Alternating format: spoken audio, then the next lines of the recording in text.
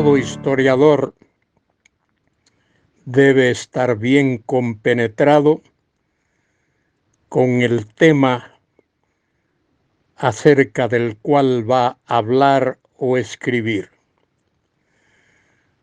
Un buen historiador se compenetra con el ambiente,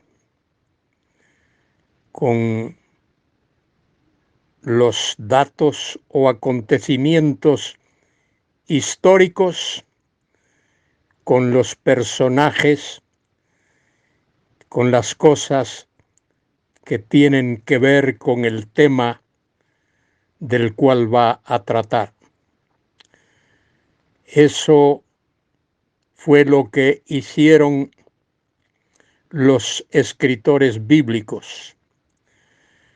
Desde Moisés en adelante, tanto Moisés como Josué, como los que escribieron los libros históricos, como primero y segundo de Samuel, primero y segundo de Reyes, primero y segundo de Crónicas, y los profetas mayores y menores.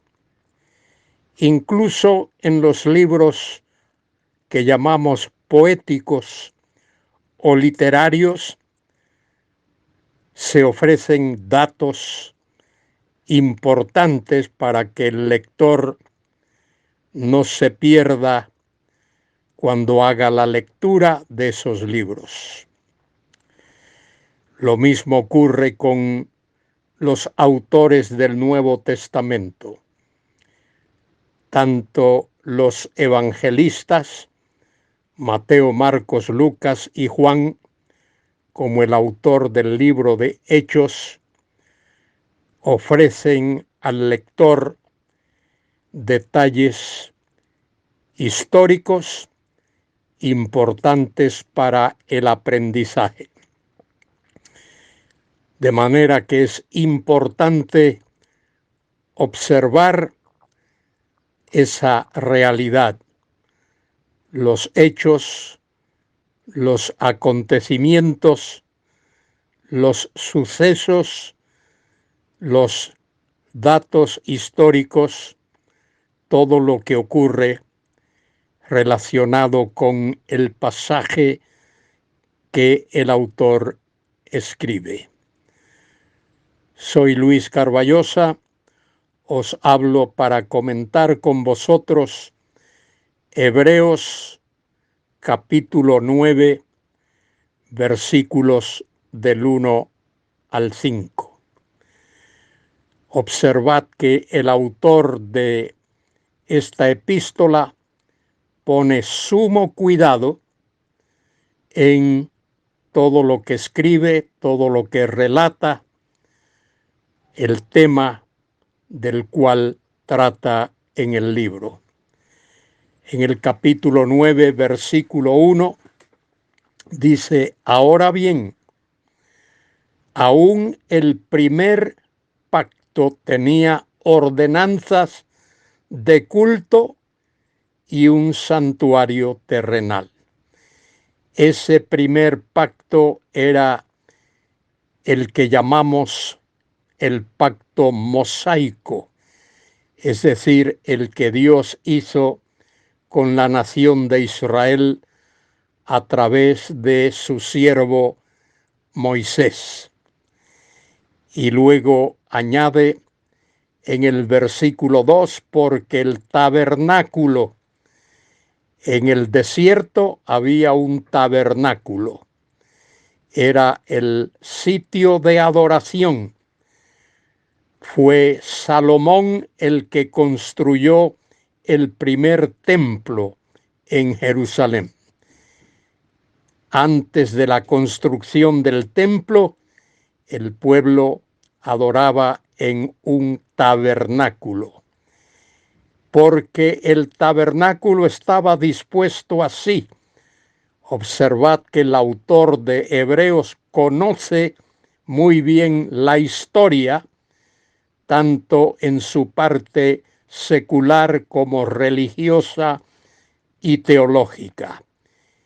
En la primera parte llamaba el lugar santo. La primera parte del tabernáculo se llamaba el lugar santo. Era lugar apartado para la adoración a Dios. Estaban el candelabro, la mesa y los panes de la proposición. Estos artículos estaban en el llamado lugar santo. Luego había un velo que separaba el lugar santo del lugar santísimo. Tras el segundo velo estaba la parte del tabernáculo llamada el lugar santísimo, el cual tenía un incensario de oro y el arca del pacto cubierta de oro por todas partes, en la que estaba una urna de oro que contenía el maná, la vara de Aarón que reverdeció y las tablas del pacto, es decir, las tablas de la ley. Dice el versículo 5, y sobre ella los querubines de gloria. En el lugar santísimo, allí había 2 querubines a cada lado, que eran los querubines de gloria que cubrían el propiciatorio. El propiciatorio es el lugar de sacrificio, de las cuales cosas no se puede ahora hablar en detalle.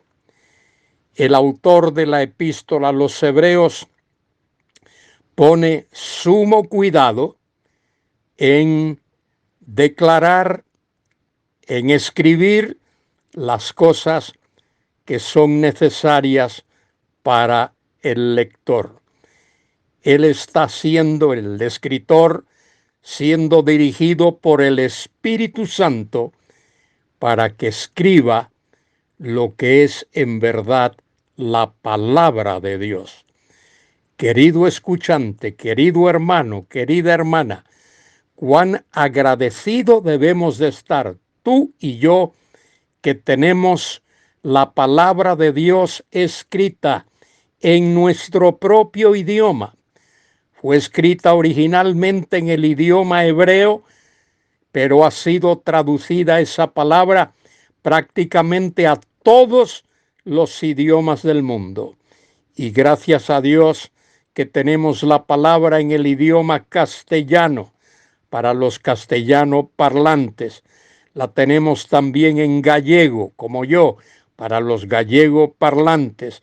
Y la tenemos también aquí en España en el idioma catalán para los catalanes parlantes, los que hablan el idioma catalán, los de Cataluña, y así en distintas partes del mundo, en tribus indígenas donde no existe ninguna otra literatura.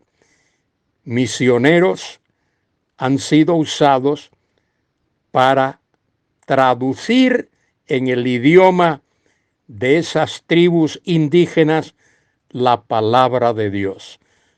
Gracias a Dios que tenemos su palabra en nuestro idioma, que podemos leerla y ser edificados por esa preciosa palabra que es inerrante, no tiene error, es infalible, no falla, y es la santa palabra de Dios. Gloria sea dada a Dios por su santa palabra. Hermano, hermana, alcemos nuestros ojos al cielo y démosle gracias a Dios que Él nos ha bendecido dándonos su preciosa palabra. A Él sea la gloria, ahora y por siempre. Amén.